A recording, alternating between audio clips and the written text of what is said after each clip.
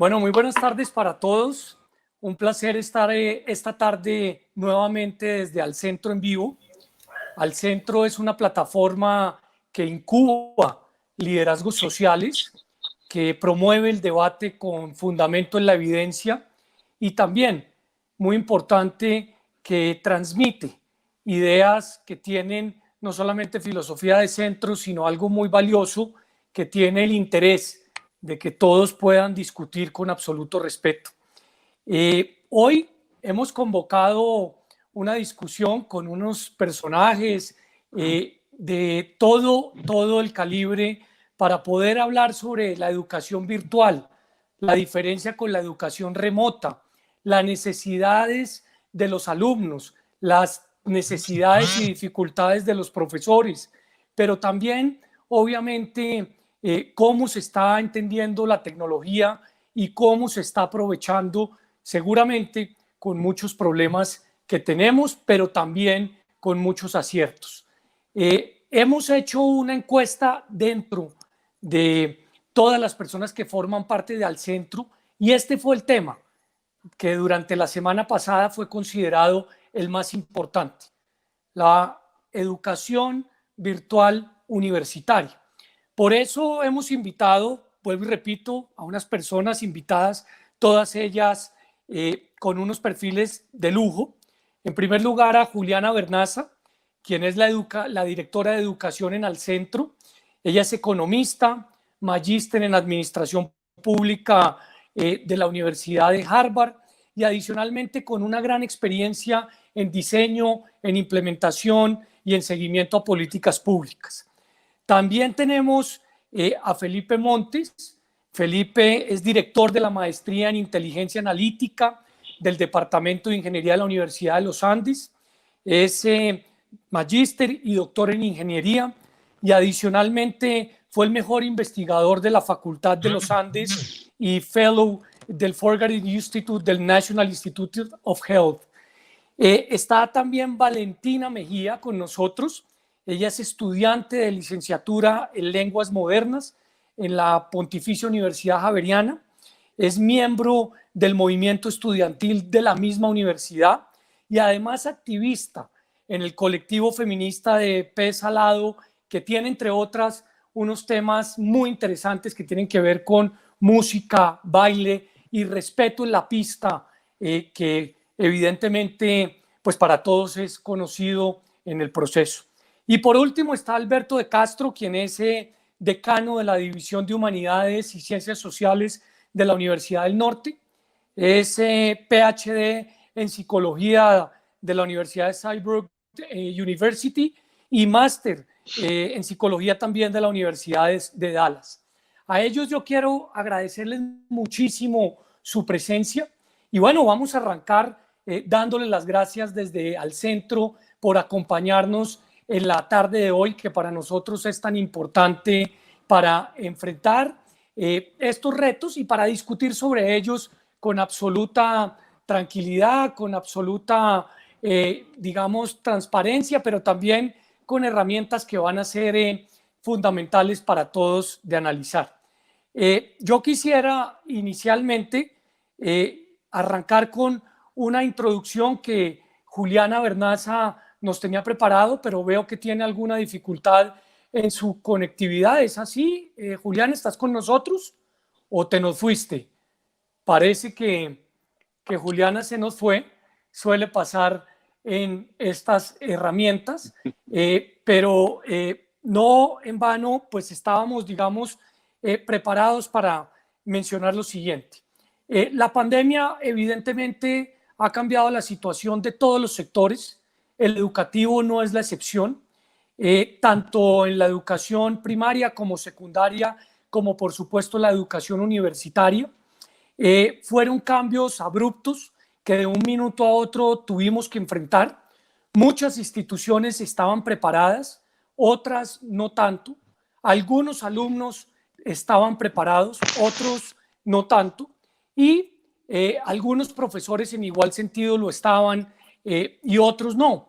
Entonces, nosotros quisiéramos arrancar esta discusión preguntándote, Felipe, digamos, varias cosas, pero de entrada una que me parece importante, y es si estamos preparados para la educación virtual universitaria, si conocemos la diferencia entre lo que algunos llaman la educación remota y la educación virtual.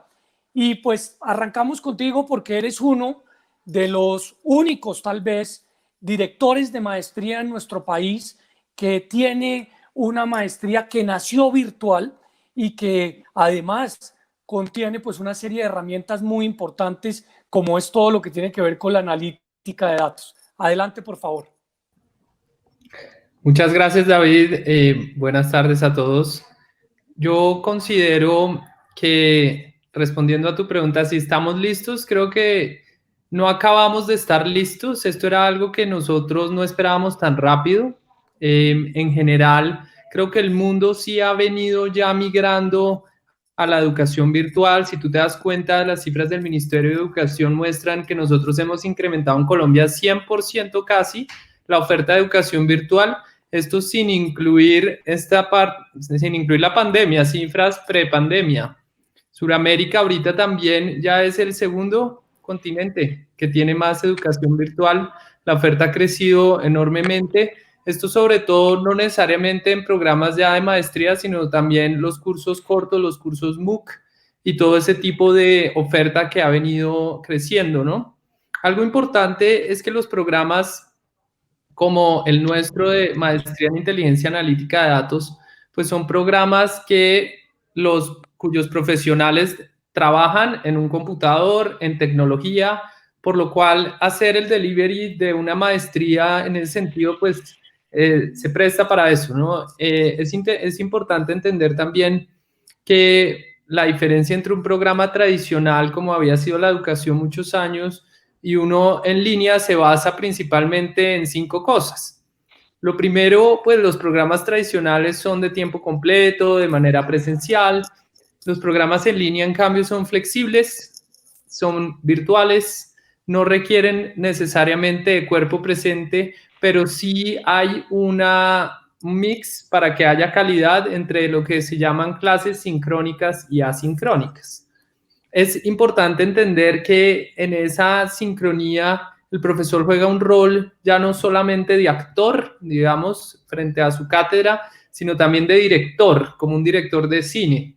Ahí, porque ya tiene que ver cómo hace que todo ese conocimiento no solamente se entregue mediante una clase, una charla, sino mediante un set o un conjunto de actividades diferentes en la semana, digamos, para el estudiante.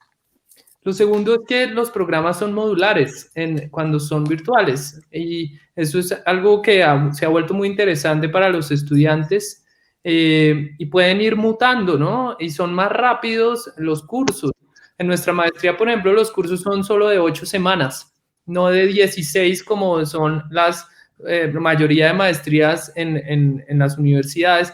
Nosotros, de todas maneras, en la Universidad de los Andes ya habíamos venido implementando esa idea de tener cursos de 8 semanas, pero esto nos hizo hacerlo rápidamente.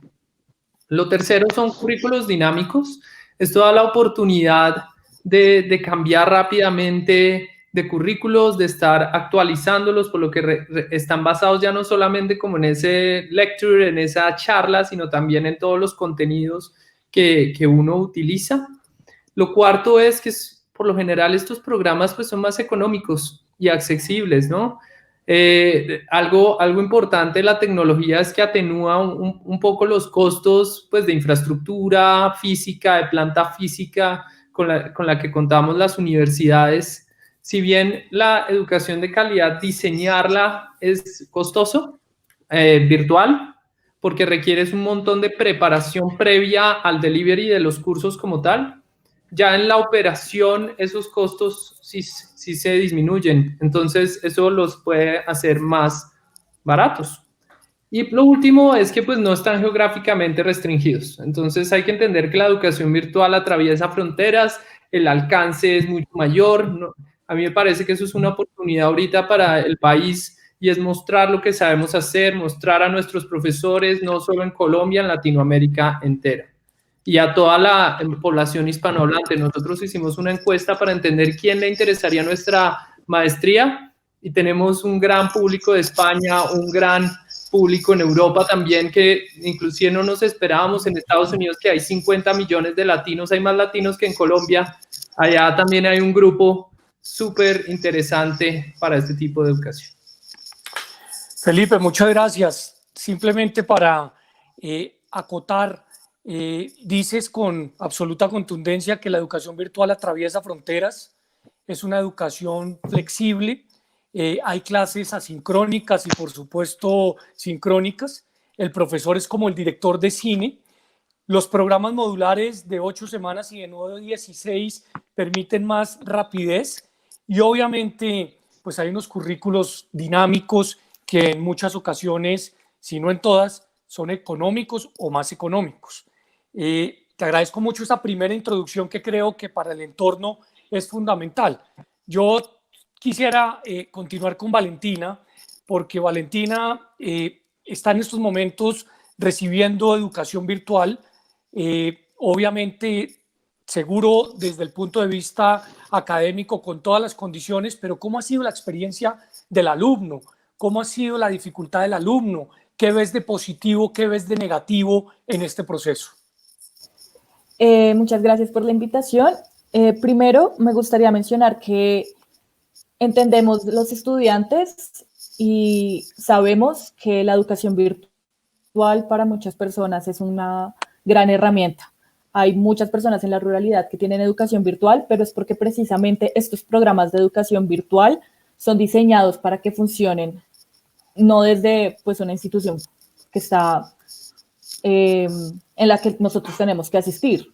Lo que pasa ahorita con pues, las clases es que no están diseñadas, o por lo menos mi currículo no fue diseñado para que se diera por medio de la educación pues, a distancia. Entonces hemos tenido muchos problemas con seguir con los mismos temas, tener la misma carga académica, seguir el mismo ritmo con el que veníamos, porque simplemente no estábamos acostumbrados a ir con esa misma carga. Y así sabemos que los profesores se han esforzado muchísimo por transmitir los contenidos y que pues los estudiantes tampoco estábamos preparados para esto, entonces simplemente estamos intentando trabajar juntos de la misma forma, pero pues lamentablemente no ha sido posible y esta situación de la pandemia y del COVID simplemente lo que ha hecho ha sido desde nuestra perspectiva resaltar problemas institucionales que ya existían.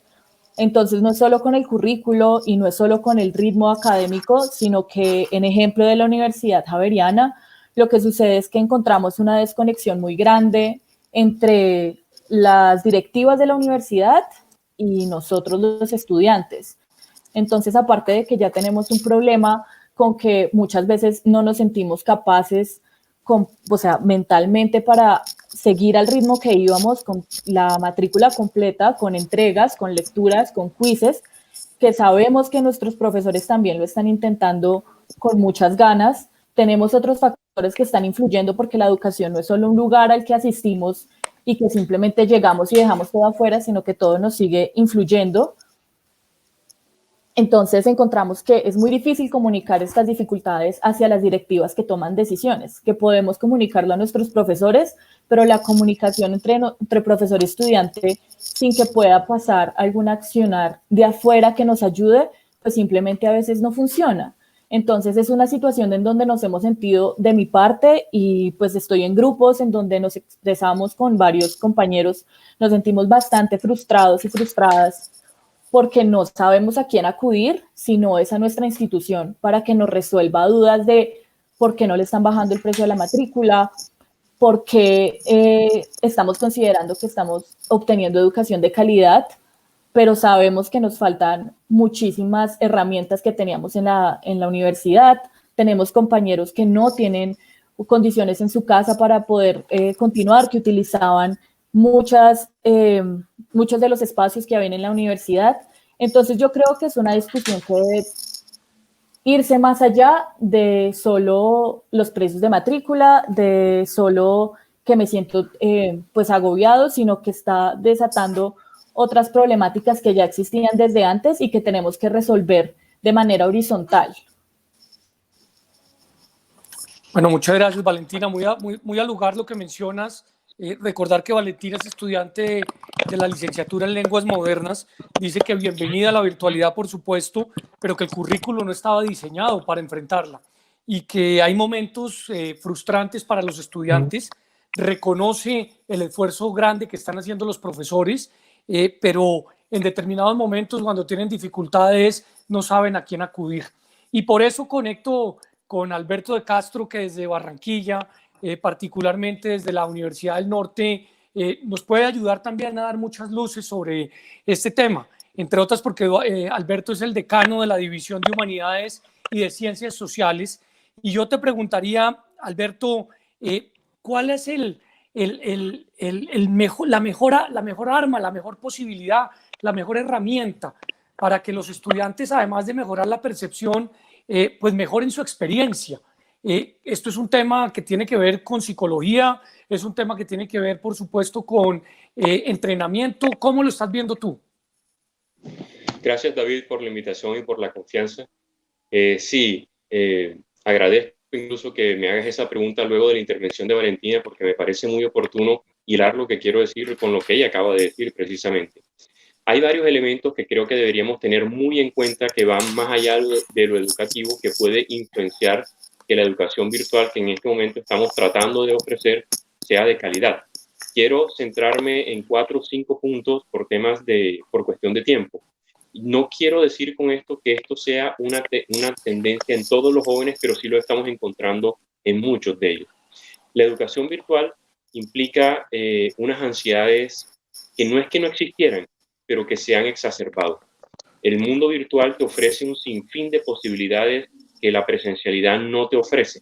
Entonces, ante este sinfín de posibilidades, hay muchas personas, ni siquiera me quiero referir solo a los jóvenes, pero hay muchos jóvenes y estudiantes que se abruman un poco por estas opciones, algunos se repliegan, no saben qué decisión tomar, les cuesta arriesgarse, se quedan a veces estáticos sin tomar decisiones, algunos se afanan mucho, para decirlo de forma muy simple, por todas las posibilidades que tienen y esto les genera una cierta impulsividad.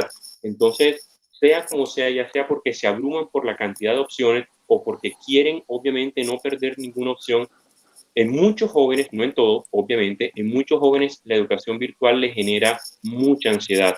La pregunta es si están preparados para enfrentar esa tremenda carga de ansiedad. Esto va de la mano con 2 elementos adicionales. Uno, que es la capacidad para enfrentar la presión académica de la vida universitaria que la virtualidad ofrece. La vida universitaria, de hecho, ya implica mucha presión en el estudiante. La presión social y académica, el riesgo académico de que te vaya mal, etcétera. Son muchas cosas, ¿no? Entonces, a mayor posibilidades, obviamente, existirían muchas más opciones de poder garantizar tu futuro, etcétera. Pero al mismo tiempo, como hay más opciones, es más exigente el tener mayor claridad respecto a lo que uno quiere. La posibilidad de fracaso pareciera que los jóvenes la ven mucho mayor, sencillamente porque hay demasiadas opciones. Antes me tocaba decidir entre 2 o 3 cosas, ahora me toca decidir entre 15, 20, 40 o 60 posibilidades y esto genera un mar de inseguridades tremendo en muchos jóvenes. Eso trae consigo un problema bastante grande si aparece, que es el tema de la autorregulación. En algún momento, Valentina decía algo que a los jóvenes a veces nos está costando, obviamente tanto a profesores como a estudiantes, esto les está costando. Hay un esfuerzo mayor que tenemos que estar haciendo todos. Y esto implica autorregularse. Parte de mi doctorado fue virtual también y obviamente aprendí hace muchísimo tiempo que la autorregulación es básica en la exigencia, en la calidad virtual. ¿Por qué? Porque muchos jóvenes cuando se están muy abrumados con la cantidad de trabajo no saben por dónde empezar. A veces les cuesta priorizar y terminan obviamente dejando para el final lo que tienen que hacer. Entonces se le acumula la carga de trabajo, la ansiedad sube, pierden la capacidad de priorizar y obviamente eso se vuelve, digamos, un círculo que le pasa factura al estudiante cuando eso ocurre. Hay muchos jóvenes muy capacitados experiencial o emocionalmente para poder hacerlo. Esto va de la mano con una característica que se ve en algunos y es la intolerancia entonces a la frustración.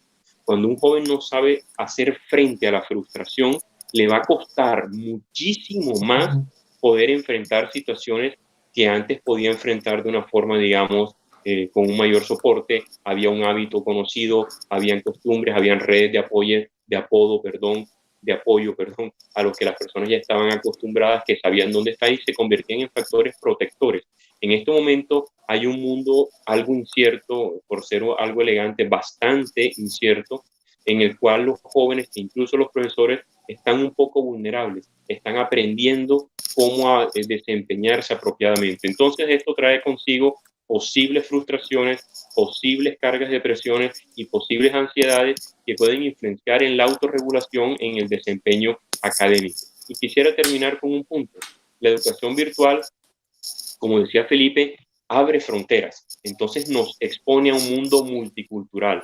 Una educación virtual entonces implica aprender a pensar críticamente, implica aprender a tomar perspectiva. Me estoy relacionando con personas de diferentes culturas que piensan de una forma posiblemente contraria a la mía, muy distinta, y el hecho de aprender a dialogar tomando postura crítica ahí es básico, creo yo, para que la educación virtual adicionalmente pueda tener un buen efecto. Alberto, muchísimas gracias. 4 o 5 cosas que me parecen muy importantes de resumir. El tema de ansiedades. Obviamente el mundo virtual ofrece cientos de posibilidades. La presión académica, la presión social, el riesgo que tiene que afrontar, por supuesto, el alumno, el profesor. Temas que tienen que ver con la autorregulación y con la priorización. Y el mundo que es...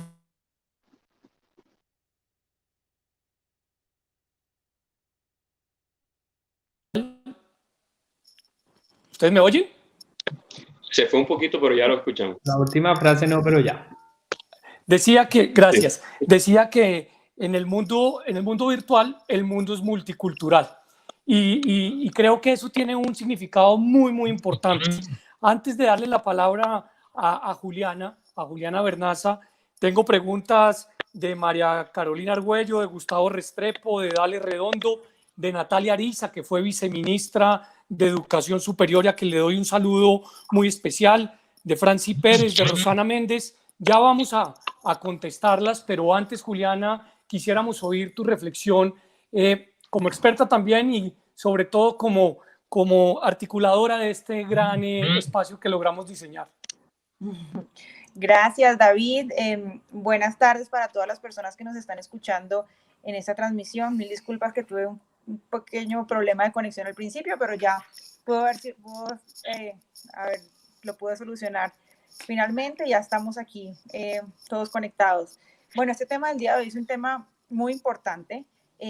La educación es uno de los sectores que más ha tenido que reaccionar, adaptarse y buscar salidas a esta coyuntura de aislamiento social ocasionada por la pandemia. Y la educación superior es uno de los segmentos de la educación que más ha tenido que adaptarse y que reaccionar. Quiero además mencionar que este es un sector bastante significativo en tamaño para la ciudad. En Bogotá solamente tenemos 792,000 personas, solo en Bogotá, que hacen parte de la educación superior. Más o menos el 66% de estas personas pertenecen a programas de formación de pregrado y alrededor de un poco más del 3% en maestrías y doctorado. Es decir, que casi 800,000 personas de un momento para otro vieron cambiadas las formas de relacionarse con sus universidades o sus instituciones de educación superior, y esto fue un cambio gigante y abrupto. No hubo espacio para prepararse por parte de nadie, ni de los estudiantes, ni de los directivos, ni de los docentes, y de un momento a otro tuvimos que acogernos a nuevas reglas de juego para la educación. Esto no ha sido fácil para nadie y ha puesto la lupa sobre muchos de los problemas que ya trae la educación superior en sí y que ahora se vuelven un poco más delicados o difíciles de resolver. Y sobre estos problemas o retos yo quisiera mencionar dos que además invito a nuestros panelistas del día de hoy que podamos incluirlos en las reflexiones porque son alarmas que se nos prenden para enfrentar el tema de la nueva coyuntura o de la educación superior en el marco de la nueva coyuntura del aislamiento y lo que va a implicar esto de aquí en adelante.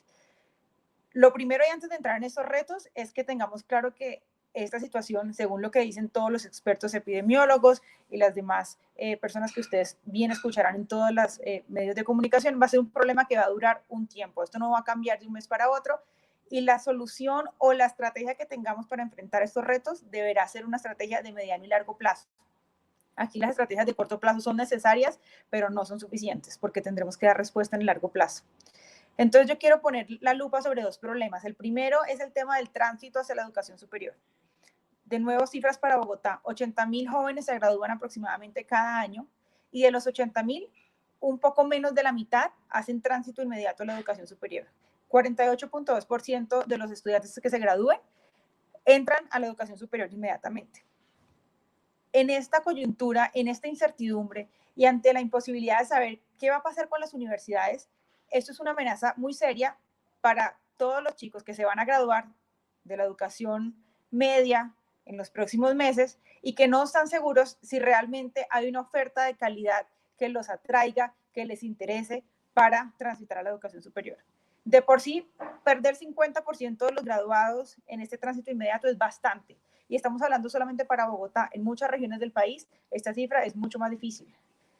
Ahora, con esta coyuntura, tenemos que estar muy pendientes de los jóvenes para evitar que los que se están graduando decidan no seguir a la educación superior por la incertidumbre que ha causado la coyuntura del aislamiento. Un segundo reto que quiero poner sobre la mesa es el tema de la deserción. Tenemos cifras que también son muy preocupantes. De los estudiantes que comienzan una cohorte en educación universitaria, aproximadamente la mitad se gradúan. Es decir, en la mitad del camino perdemos a la mitad de la cohorte que arranca. Perdón, a lo largo del camino perdemos a la mitad de la cohorte que arranca. La deserción es una de las alarmas más grandes ante esta situación y estos cambios que estamos viviendo en la educación superior, porque muchos jóvenes están decidiendo apartarse de la educación y no continuar sus procesos de educación superior, por muchas razones. Muchas de ellas ligadas a que no están encontrando ofertas de calidad que los convenzan y sienten que las universidades no están preparados para ofrecerles un servicio educativo acorde a los costos o a las expectativas que ellos vienen teniendo, digamos, previo a que toda la situación social cambiara. Entonces, esas son alarmas, la deserción, los jóvenes que no piensan entrar a la educación superior, que se nos prenden y que de por sí son importantes en el análisis de la educación superior, más ahora cuando sabemos que hay variables que lo agravan. Es muy importante pensar cómo las universidades o la educación superior en general puede ofrecer programas de calidad que respondan a esas expectativas de los estudiantes, pero que además respondan a todos estos cambios que estamos viviendo y que no son sencillos. Yo agruparía los cambios en dos paquetes de cambios o en dos paquetes de retos. Los retos técnicos, que se pueden solucionar técnicamente, que los jóvenes tengan acceso a Internet, que muchas veces no es la situación de muchos jóvenes, eso es un reto para las universidades, que los jóvenes sientan que tienen los recursos para costear su educación superior a pesar de los cambios en la forma que se va a suministrar la educación, que ya no van a ir a las clases. Sabemos que gran parte del disfrute y del aprendizaje en la universidad no es solamente asistir a la clase, sino los espacios de encuentro con los compañeros, los cafés con los profesores, el espacio de compartir en diferentes grupos que no necesariamente es el aula de clase. ¿Cómo vamos a reemplazar eso? Yo lo pondría entre un problema, una especie de problema técnico en donde hay que darle una respuesta, hay que reemplazar ese espacio. Pero además tenemos unos problemas adaptativos. Y me refiero a este tipo de problemas que mencionaba, por ejemplo, el decano hace 2 minutos. ¿Cómo pueden aprender a autorregularse mejor los estudiantes para entender que hay diferentes formas de evaluación, por ejemplo? Que ya no es una evaluación presencial con un docente enfrente suministrando una hoja para llenar un parcial, sino que ahora tendremos que ser más suficientes para aprender y para llevar a cabo procesos de evaluación. Son retos muy importantes que nos pusieron a cambiar las formas de entender la educación superior muy rápidamente.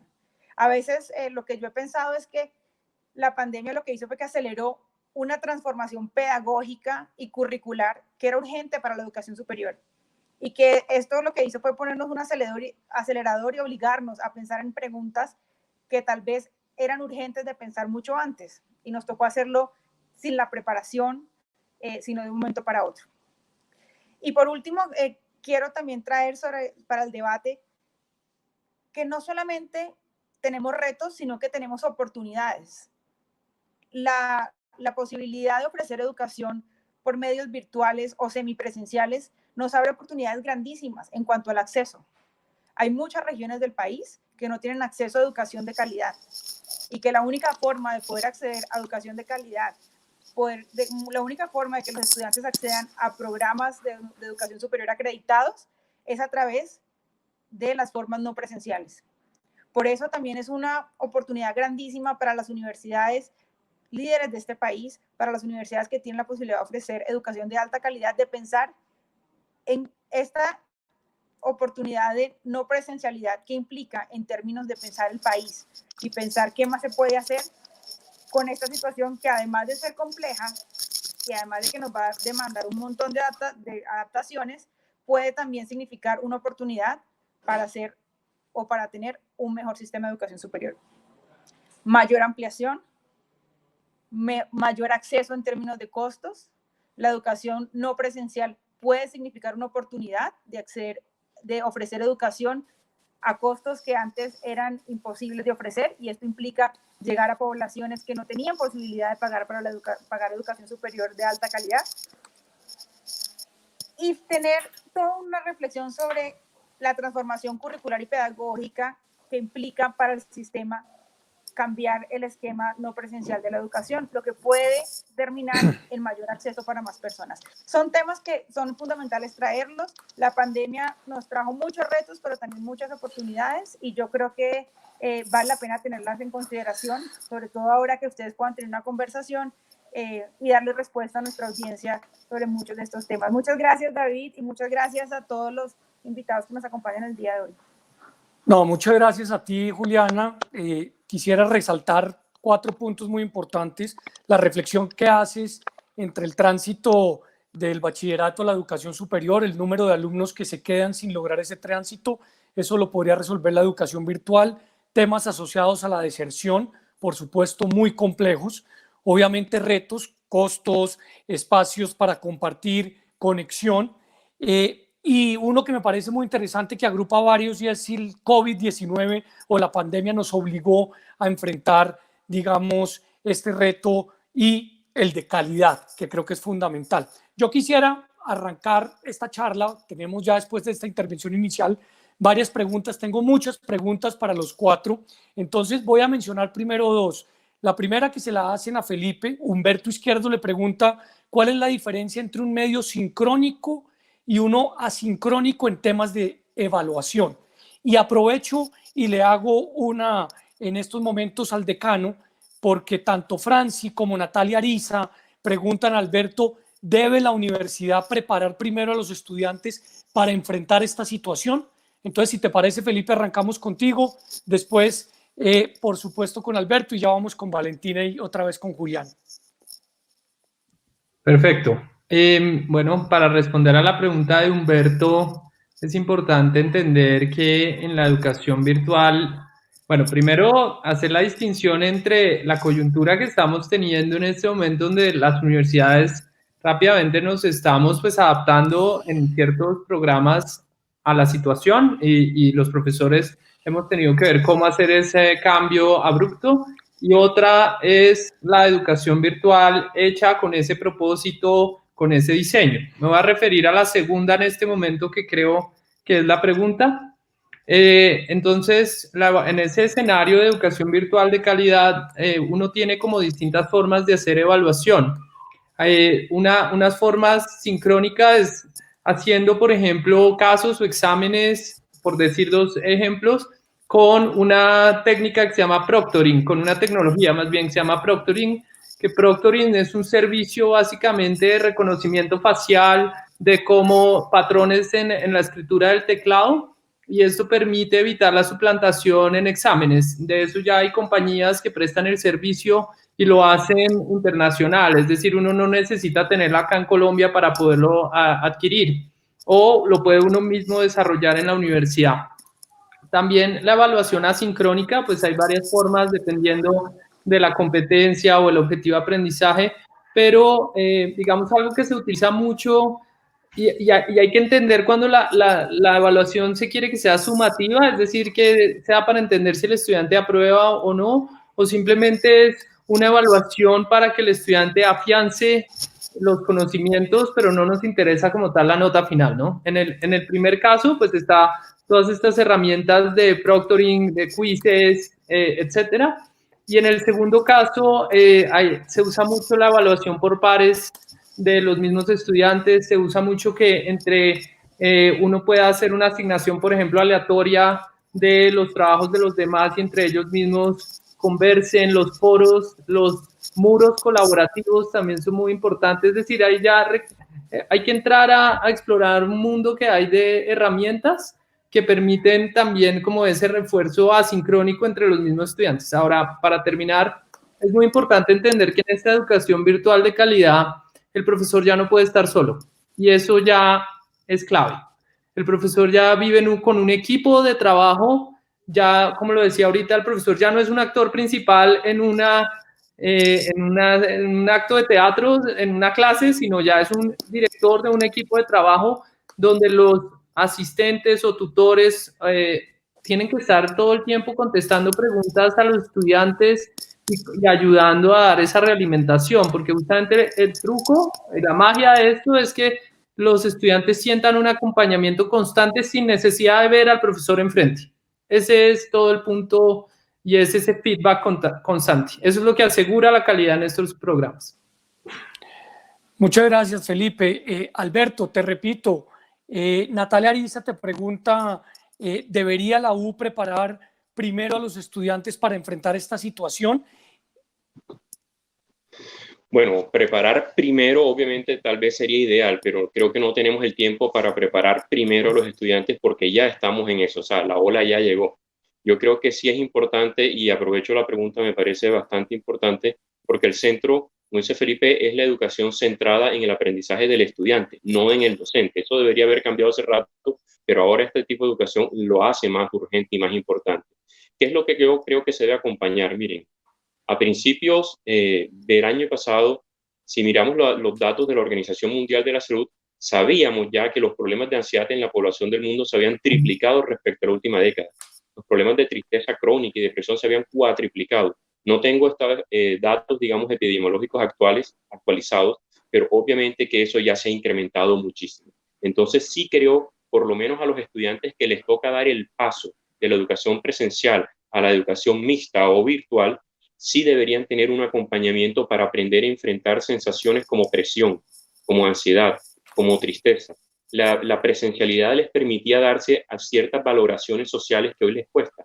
La semana pasada un estudiante me decía, Alberto, ¿sabes qué es lo que pasa? Que nosotros sabemos navegar, pero no sabemos trabajar en el medio virtual.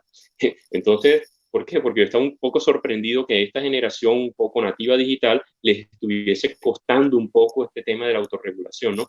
Entonces, sí es importante que aprendan a utilizar la ansiedad para enfrentar la presión académica apropiadamente.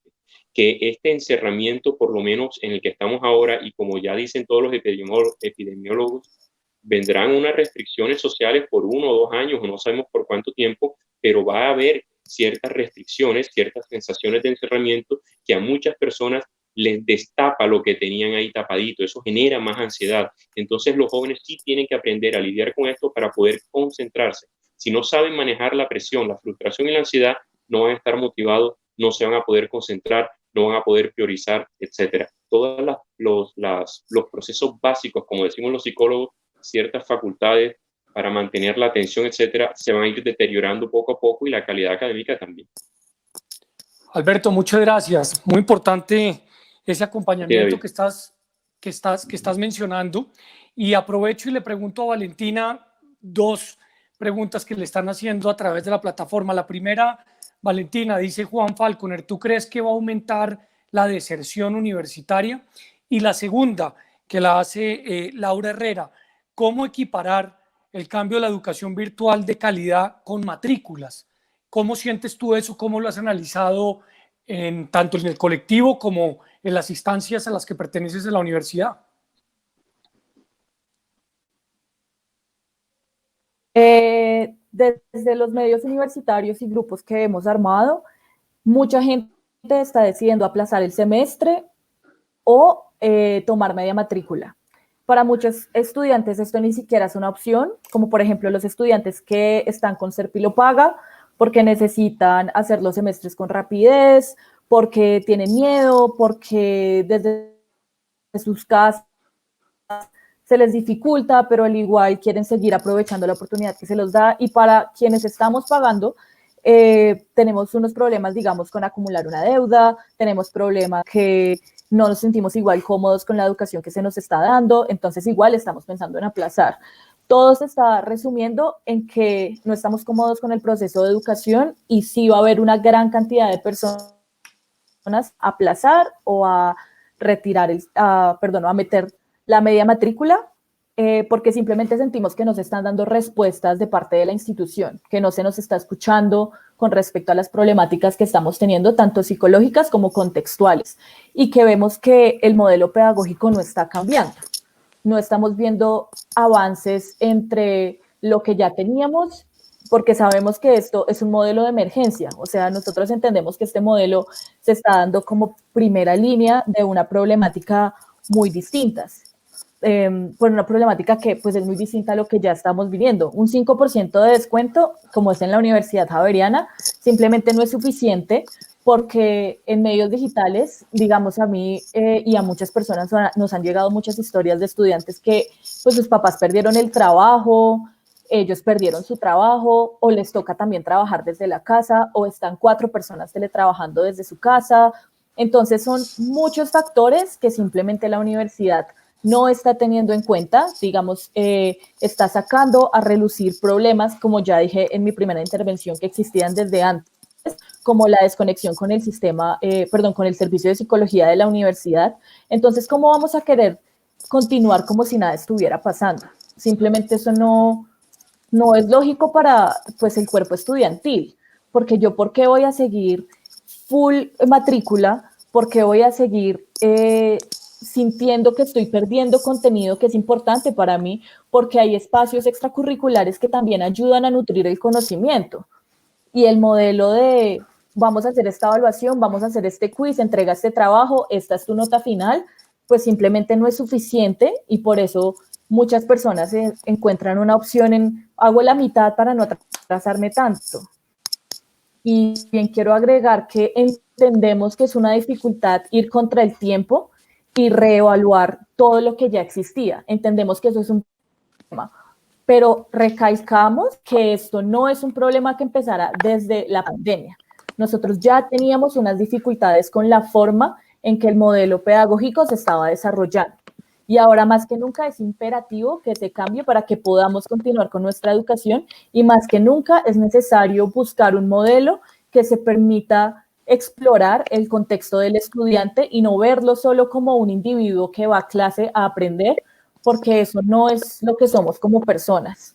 Y tenemos que empezar a revisar y sabemos que es un trabajo conjunto y queremos trabajar de la mano de las instituciones, pero queremos que hayan vías de acceso de comunicación entre todos los integrantes y todos los agentes de las instituciones académicas, porque pues allá hay que llegar para poder seguir aprendiendo en medio pues de esta situación tan complicada que nos ha tocado a todos.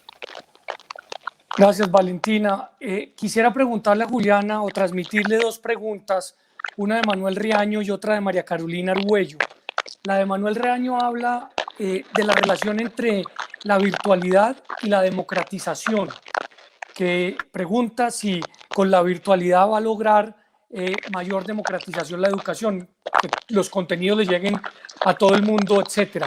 Y María Carolina Arguello hace una pregunta referida a lo que tú mencionaste hace un par de minutos y es el componente, digamos, social. ¿Cómo tratarlo? ¿Cómo lograr a través de la virtualidad no perderlo? La clase o el café con el profesor o con los amigos. ¿Cómo ves eso, Juliana? Bueno, voy a hablar de la primera pregunta primero. No sé si me escuchan. Sí. Sí, okay. Bueno, la educación virtual o la educación no presencial enteramente definitivamente es una oportunidad para democratizar la educación de calidad. No es desconocido que la educación de calidad se agrupa en las ciudades principales. Las 5 principales ciudades de Colombia agrupan al muchísimo mayor porcentaje de la educación de calidad. En muchas regiones no hay educación superior y mucho menos educación superior acreditada. Por ende, la virtualización o la no presencialidad de la educación superior, que no es lo mismo, pero digamos que refirámonos a la no presencialidad, nos va a permitir llegar a rincones en donde antes era imposible llegar. Claro, con retos. Seguramente en estos rincones apartados es donde hay más dificultades para tener acceso a Internet, por ejemplo. Pero sí representa una oportunidad. Hay programas maravillosos, no presenciales, de universidades acreditadas del país, que han logrado llegar a la ruralidad y a través de estos programas han llegado a ofrecerle educación superior de calidad a personas que en otro escenario jamás lo tendrían. El SENA, por ejemplo, tiene mucha experiencia con este tipo de formación. Por ende, yo creo que es un momento para ver las lecciones exitosas que ya tenemos en el país, para aprovechar esta pandemia, salgamos con mayores oportunidades para llevar educación a rincones que antes eran imposibles de contemplar. Con respecto a la segunda pregunta, esa es la pregunta del millón, no solamente para la educación, sino para la sociedad. ¿Cómo vamos a reemplazar esos momentos de encuentro social que teníamos con las familias, con los amigos, que no solamente se dan en las universidades, sino en general, para los niños? Hablando de los niños que hacen parte de la educación, el daño o el efecto negativo que se le ha hecho a los niños, sobre todo a los más pequeños, a los más jóvenes, que no han podido salir al encuentro de sus compañeros, de sus profesores, a tener esta interacción, es inmenso. Y de hecho hay fuertes movimientos en el mundo, encabezados por pedagogos internacionales como el doctor Tonucci, pedagogo internacional muy conocido, donde se está abogando por volver a devolverle esos encuentros a los jóvenes, a los niños menores que tanto lo necesitan. ¿Cómo reemplazarlo? Pues sin duda no será simplemente con un programa, otro programa virtual en donde volvamos a encontrarnos, pero también tenemos que entender que la pandemia nos ha puesto un reto, pero tampoco fue el fin de la interacción humana en la sociedad. Lo que tenemos que buscar son formas y puntos de encuentro seguros desde el punto de vista de la salud, que responsables desde el punto de vista de la epidemia, pero que logren mantener la oferta de educación en este caso y que nos permitan tener ciertos espacios para continuar nuestra vida social que como seres humanos tanto necesitamos. Ya yo creo que con el tiempo tendremos estos espacios y a medida que la situación que comencemos a entenderla mejor, porque no se va a solucionar pronto, pero entenderla mejor, podremos recobrar estos espacios. Haremos uso de la tecnología sin duda y hoy en día hay cantidad de plataformas que lo permiten, pero yo, mi opinión muy personal, creo que todos necesitamos guardar un balance porque no podemos eliminar por todo y del todo esa condición humana que nos hace, o esa condición que nos hace tan humanos de poder tener una interacción social con las demás personas. Gracias, Juliana. Vamos a hacer una última ronda de preguntas porque estamos a puertas ya de terminar. Felipe, yo quiero leerte un comentario, no es una pregunta, que me parece muy interesante, de Laura Herrera a través de Facebook. Dice: a mí me tocaron clases virtuales muy aburridor, no me quedaron conceptos ni aprendizajes. Sé que la pandemia nos tomó desprevenidos, pero es una alerta para que se transformen prontamente. ¿Cómo has asumido tú esa alerta en el entendido que tú arrancaste desde ceros? Tu maestría es digital desde el primer momento.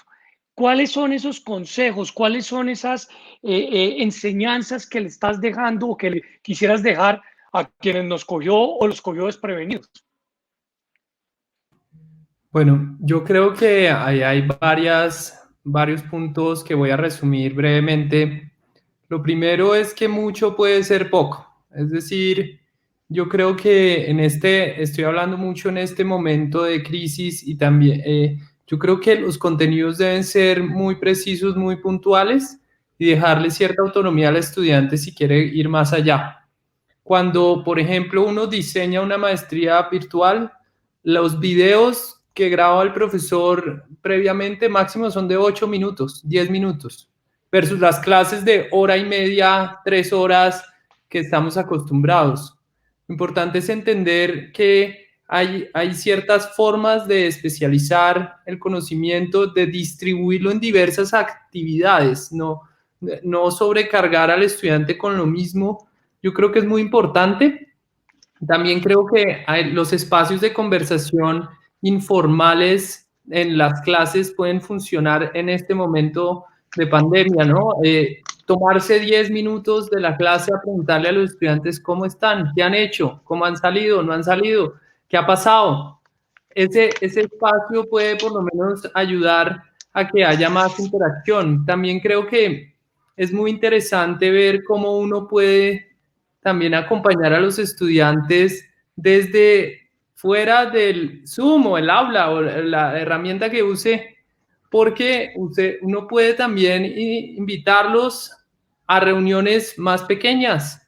Uno puede invitarlos a compartir alguna lectura o algún contenido de manera por correo electrónico, etcétera, pero no necesariamente todo tiene que ocurrir ahí en ese momento de reunión. Eso es lo que tiene que cambiar. Ahí está el chip más grande que tiene que cambiar el profesor. Ahí no ocurre, ya casi nada va a ocurrir ahí. Ese va a ser un momento simplemente para resolver dudas de estudiantes. Ya no es el momento donde llega el conocimiento. Es justamente eso. Entonces, algo importante es hacer un buen diseño antes, porque algo que sí tiene la educación virtual cuando se hace bien hecha es que todo se diseña desde antes.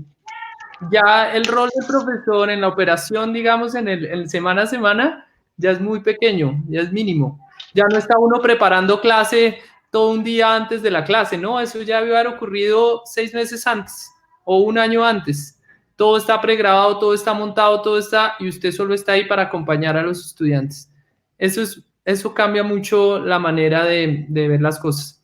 Y creo que en este momento los profesores tenemos que tener toda la paciencia, también tener toda la adaptabilidad, entender a los estudiantes, que los estudiantes también entiendan del otro lado, pues es un pedido natural, más no obligatorio.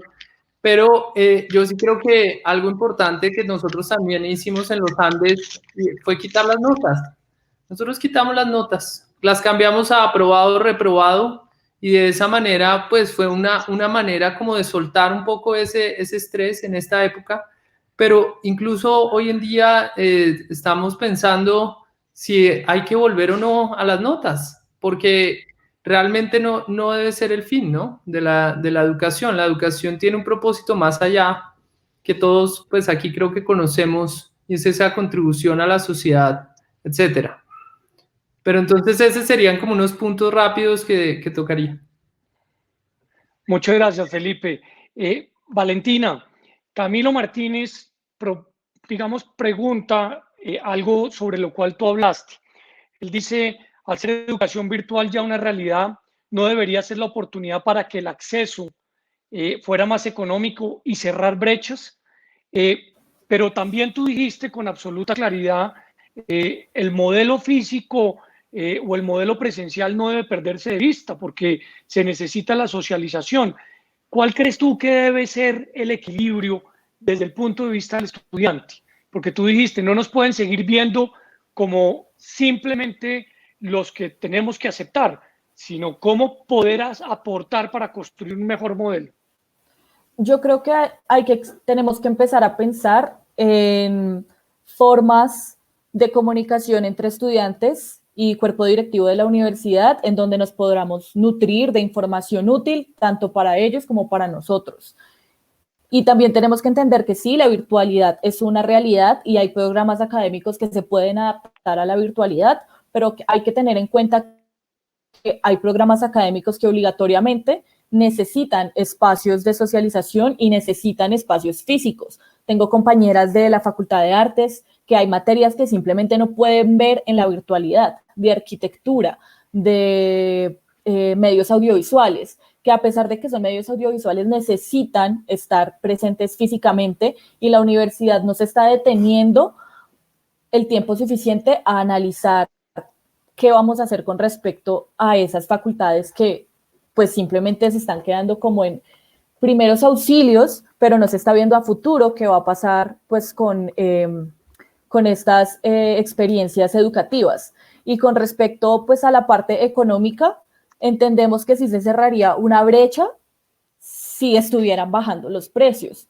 pero eso es algo que en las universidades privadas no está sucediendo. La mayoría de universidades privadas están manteniendo los altos precios, nos dan unos descuentos muy bajos, no están ofreciéndole créditos a las personas que van a más de tercer semestre, les dan unas justificaciones por correo electrónico, no escuchan sus casos, no hay manera de acceder a directivas que les escuchen y simplemente se crea un conflicto más grande en la universidad y una tensión aún mayor porque entra otra vez a jugar la desesperación de qué hacer.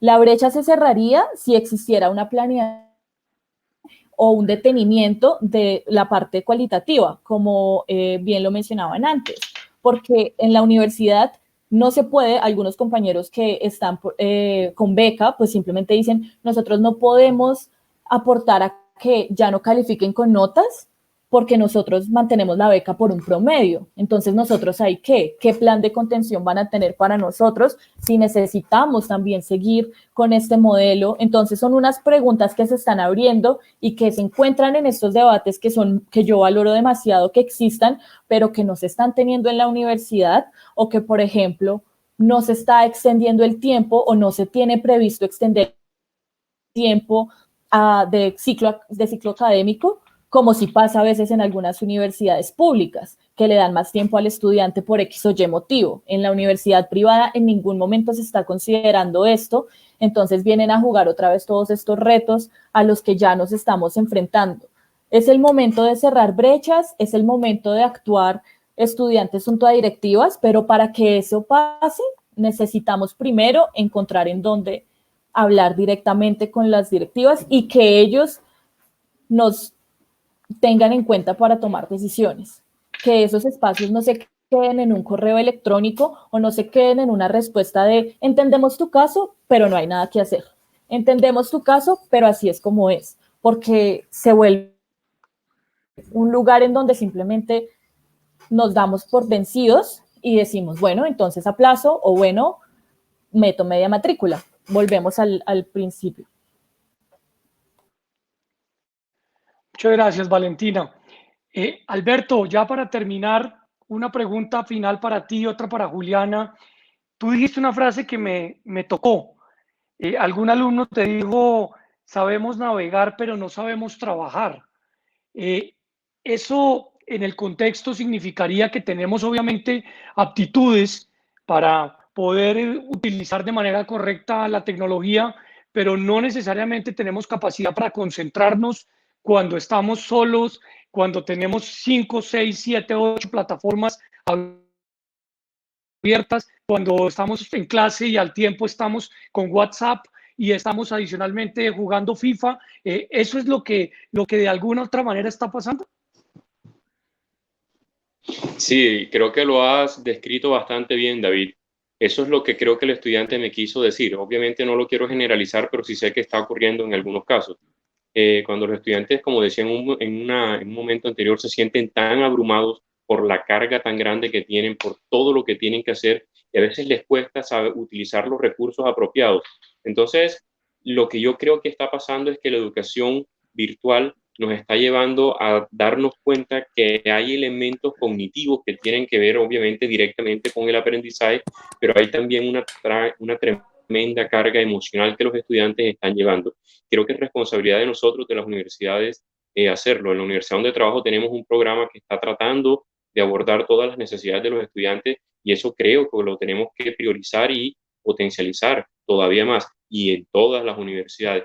El punto es que cuando las personas no saben utilizar sus recursos para poder concentrarse apropiadamente, les va a costar más aprender. Es así de sencillo, pues, de explicar de forma simple en este momento, ¿no?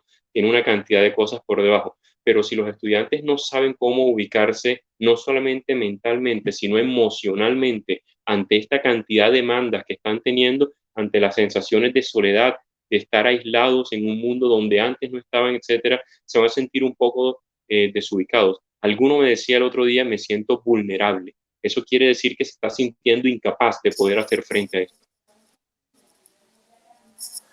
Totalmente de acuerdo. Mil y mil gracias, Alberto. Juliana, para terminar, una pregunta muy importante que creo yo ha sido repetitiva en las que nos han mandado.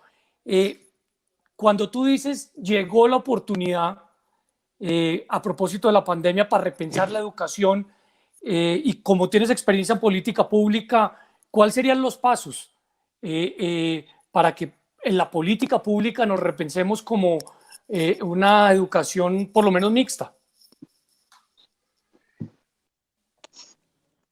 Bueno, pues lo primero es tener una seria discusión, diría yo, al interior de las universidades sobre las reformas curriculares y pedagógicas que se requieren para tener una nueva oferta de educación de calidad. Esto es tamaños de programas, mecanismos no presenciales y las demás características que para responder, digamos, a una nueva realidad curricular de la educación. En segundo lugar, hay un análisis, una reflexión de las finanzas de la educación superior muy profundo.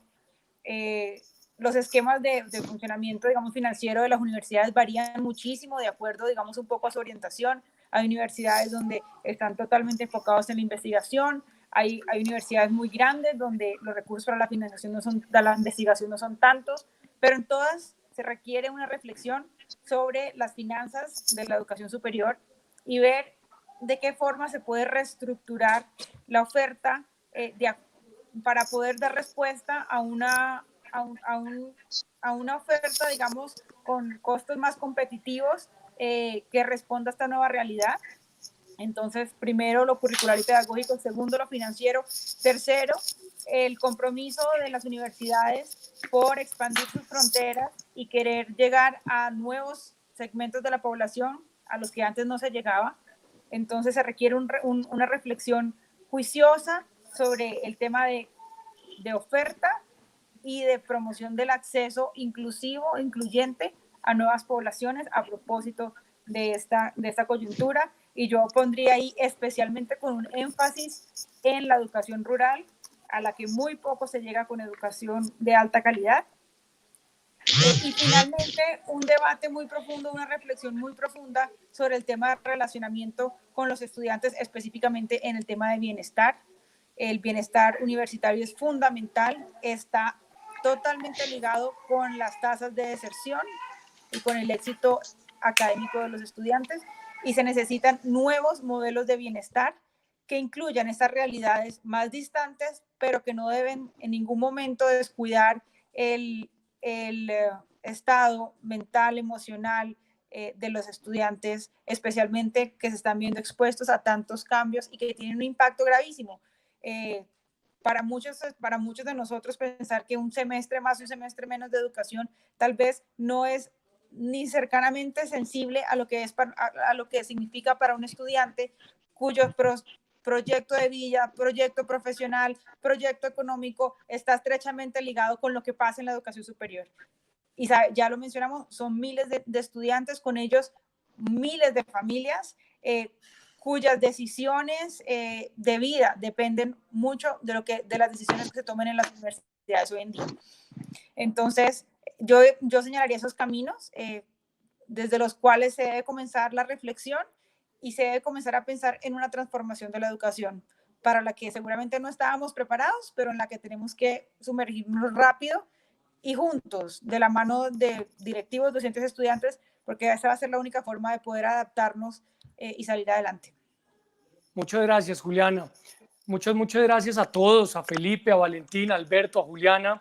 Yo creo que hay, digamos, tres conclusiones muy importantes, producto de lo que todos ellos nos han enseñado y nos han aportado.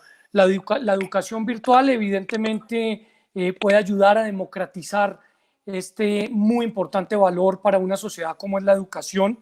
Puede haber mejor cobertura, será multicultural porque atraviesa fronteras, pero adicionalmente tenemos unos retos enormes para poderla enfrentar sin olvidar que la presencialidad es una clave esencial para socializar.